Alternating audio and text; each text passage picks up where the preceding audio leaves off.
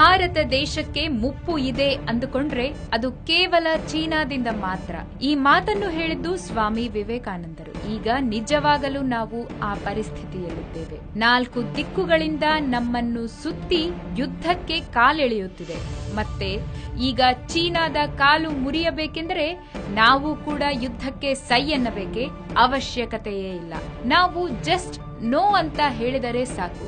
ಯಾವುದಕ್ಕೆ ನೋ ಅನ್ಬೇಕು ಅಂತ ಗೊತ್ತಲ್ಲವೇ? ಹೌದು, ನಿಮ್ಮ ಗೆಸ್ ಕರೆಕ್ಟ್. ಮೇಡ್ ಇನ್ ಚೈನಾಗೆ ನೋ ಹೇಳಿದರೆ ಸಾಕು. ಚೀನಾದ ಕಾಲು ಮಾತ್ರ ಅಲ್ಲ, ಕೈಗಳು ತಮ್ಮಷ್ಟಕ್ಕೆ ತಾವೇ ಮುರಿದು ಹೋಗುತ್ತವೆ. 1962ರಲ್ಲಿ ನಾವು ಸ್ವಲ್ಪ ಅಲಕ್ಷ್ಯದಿಂದಿರುವ ಸಮಯದಲ್ಲಿ ಯುದ್ಧಕ್ಕಿಳಿದು ಭಾರತದಲ್ಲಿಯ ಕೆಲವು ಕೀಲಕ ಪ್ರಾಂತಗಳನ್ನು ಚೀನಾ ಆಕ್ರಮಿಸಿಕೊಂಡಿತು. ನಿಜ ಹೇಳುವುದಾದರೆ ಆಗ ಚೀನಾದೊಂದಿಗೆ ಯುದ್ಧ ಮಾಡಲು ಬೇಕಾದಷ್ಟು ಸೈನಿಕ ಆಯುಧ ಸಂಪತ್ತು ನಮ್ಮ ಹತ್ತಿರ ಇರಲಿಲ್ಲ. ಯಾಕಂದ್ರೆ ಆಗ ತಾನೇ ಸ್ವಾತಂತ್ರ್ಯ ಪಡೆದು ಸ್ಥಿರಪಡುವ ದಶದಲ್ಲಿ ನಾವಿದ್ದೆವು. ನಮ್ಮ ಬಲಹೀನತೆಯನ್ನು ಆಸರವಾಗಿರಿಸಿಕೊಂಡು ಆಕ್ಸಾಯ್ ಚಿನ್ನೊಂದಿಗೆ ಅರುಣಾಚಲ ಪ್ರದೇಶದಲ್ಲಿಯ ಸ್ವಲ್ಪ ಭಾಗವನ್ನು ಕಬಳಿಸಿತು ಚೀನಾ. ಅಷ್ಟಾದರೂ ಸಾಮ್ರಾಜ್ಯ ಕಾಂಕ್ಷೆ ತೀರದ ಡ್ರ್ಯಾಗನ್ ಭಾರತದ ಸುತ್ತಲೂ ಮುತ್ತಿನ ಹಾರದ ಹೆಸರಿನ ನೌಕಾಶ್ರಯಗಳನ್ನು, ಯುದ್ಧ ಸ್ಥಾವರಗಳನ್ನು ನಿರ್ಮಿಸುತ್ತಾ ಭಾರತವನ್ನು ದಿಗ್ಬಂಧಿಸುತ್ತಿದೆ. ಇನ್ನು ಹೊಸತಾಗಿ ಡೋಕ್ಲಾಂನಲ್ಲಿ ರಹದಾರಿಯನ್ನು ನಿರ್ಮಿಸುತ್ತಾ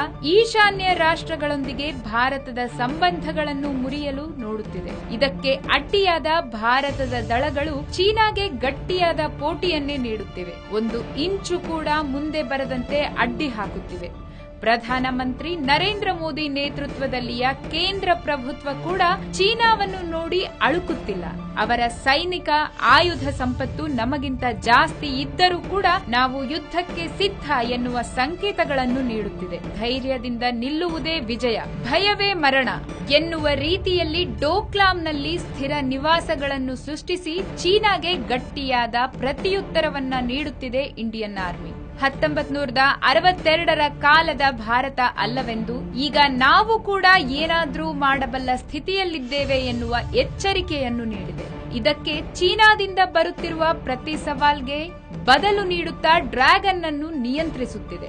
ಮಾತಿನ ಕಾಳಗ ಮುಗಿದು ಕೈ ಜಗಳಕ್ಕೆ ನಿಂತರೆ ಎರಡೂ ದೇಶಗಳು ತೀವ್ರ ನಷ್ಟಕ್ಕೆ ಗುರಿಯಾಗುತ್ತವೆ ಎನ್ನುವುದು ತಿಳಿದಿರುವ ಸತ್ಯ. ಆದರೂ ಶತ್ರುಗಳು ರೊಚ್ಚಿಗೆಬ್ಬಿಸುವಾಗ ಬಾಲ ಮುದುರಿಕೊಂಡು ಕುಳಿತರೆ ಅದು ಸೋಲಿಗೆ ಸಮಾನ. ಅದಕ್ಕಾಗಿ ಭಾರತ ಕೂಡ ಯುದ್ಧಕ್ಕೆ ಸೈ ಎನ್ನುತ್ತಿದೆ. ಇದರಲ್ಲಿ ಸೈನಿಕ ಪಾತ್ರ ತುಂಬಾ ದೊಡ್ಡದು. ಅವರು ತುಂಬಾ ಜವಾಬ್ದಾರಿಗಳನ್ನು ಸಮರ್ಥಕವಾದ ರೀತಿಯಲ್ಲಿ ನಿರ್ವಹಿಸುತ್ತಿದ್ದಾರೆ. ಮತ್ತೆ ನಾವು ಮಾಡಬೇಕಾಗಿದ್ದಾದರೂ ಏನು ಮಾಡುವುದು ಎಂದು ಮುಂಬೈನಲ್ಲಿಯ ಶಾಲೆಗಳ ಪ್ರಧಾನ ಉಪಾಧ್ಯಾಯರು ತಮ್ಮ ಆಚರಣೆಯೊಂದಿಗೆ ನಮಗೆ ಮಾರ್ಗನಿರ್ದೇಶನ ನೀಡುತ್ತಿದ್ದಾರೆ. ಅದೇ ನೋ ಮೇಡ್ ಇನ್ ಚೈನಾ ಮಂತ್ರ. ಇದನ್ನು ಪಠಿಸಿದರೆ ಸಾಕು, ಇದನ್ನು ಆಚರಿಸಿದರೆ ಸಾಕು, ಡ್ರ್ಯಾಗನ್ಗೆ ತಲೆ ಕೆಟ್ಟು ಹೋಗುತ್ತದೆ. ಮುಂಬೈನಲ್ಲಿರುವ ಶಾಲೆಗಳ ಪ್ರಾಂಶುಪಾಲರ ಅಸೋಸಿಯೇಷನ್ 2 ದಿನಗಳ ಹಿಂದೆ ಈ ಕೀಲಕ ನಿರ್ಣಯವನ್ನು ತೆಗೆದುಕೊಂಡಿದೆ. ಮೇಡ್ ಇನ್ ಚೈನಾ ಹೆಸರಿನ ಯಾವುದೇ ವಸ್ತುವನ್ನು ಖರೀದಿಸಬೇಡಿ ಎಂದು ಮಕ್ಕಳಿಗೆ ತಿಳಿಸಿ ಹೇಳಿದೆ.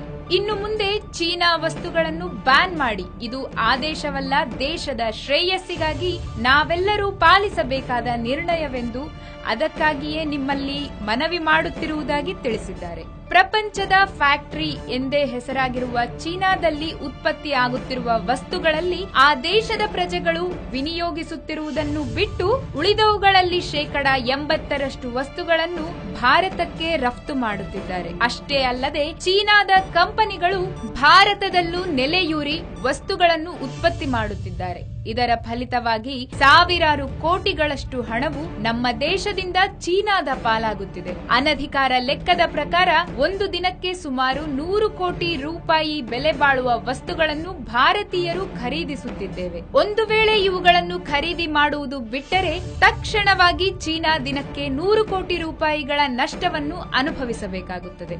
ಇದು ಪ್ರತ್ಯಕ್ಷವಾಗಿ ಕಾಣುತ್ತಿರುವ ನಷ್ಟ. ಪರೋಕ್ಷವಾಗಿ ಆ ದೇಶದ ಜನರು ಉಪಾಧಿಯನ್ನು ಕಳೆದುಕೊಳ್ಳುತ್ತಾರೆ. ಆ ದೇಶ ಆರ್ಥಿಕವಾಗಿ ಬಲಹೀನಗೊಳ್ಳುತ್ತದೆ. ಚೀನಾದಲ್ಲಿ ತಯಾರಿಸುವ ವಸ್ತುಗಳು ರಾಶಿಯಾಗಿ ಬಿದ್ದು ಬಿಡುತ್ತವೆ. ಹಲವಾರು ದೇಶಗಳಲ್ಲಿ ಚೀನಾ ವಸ್ತುಗಳ ಮೇಲೆ ನಿಷೇಧ ಅಮಲು ಮಾಡಲಾಗಿದೆ. ಇನ್ನು ನಮ್ಮ ದೇಶದಷ್ಟು ದೊಡ್ಡ ಮಾರ್ಕೆಟ್ ಚೀನಾಗೆ ಮತ್ತೊಂದಿಲ್ಲ. ನಮ್ಮ ದೇಶದಲ್ಲಿ ಮಾರುವ ವಸ್ತುಗಳಿಂದ ಚೀನಾ ಮುಂದೆ ಹೆಜ್ಜೆ ಹಾಕುತ್ತಿದೆ ಎಂದರೂ ಕೂಡ ತಪ್ಪಾಗುವುದಿಲ್ಲ. ಈಗ ಆ ವಸ್ತುಗಳೇ ಮಾರಾಟವಾಗದಿದ್ದರೆ ಇದಕ್ಕಿಂತ ದೊಡ್ಡ ಯುದ್ಧ ಮತ್ತೊಂದು ಇದೆಯೇ? ಅದಕ್ಕಾಗಿ ನಾವೆಲ್ಲ ಈಗ ಪ್ರತಿಜ್ಞೆ ಮಾಡಬೇಕಾದ ಸಮಯ ಆಸೀನವಾಗಿದೆ. ನೋ ಮೇಡ್ ಇನ್ ಚೈನಾ ಈ ಭಾವನೆಯನ್ನು ಮೂಡಿಸಿ ಶೇರ್ ಮಾಡಿ.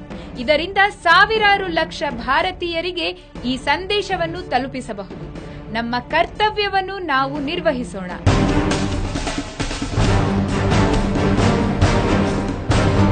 If you like this video ಬೇಗ ಲೈಕ್ ಮಾಡಿ, ಕಾಮೆಂಟ್ ಮಾಡಿ, ಶೇರ್ ಮಾಡಿ ಹಾಗೂ ಯೋಯೋ ಟಿವಿ ಕನ್ನಡವನ್ನು ಸಬ್ಸ್ಕ್ರೈಬ್ ಮಾಡಿ.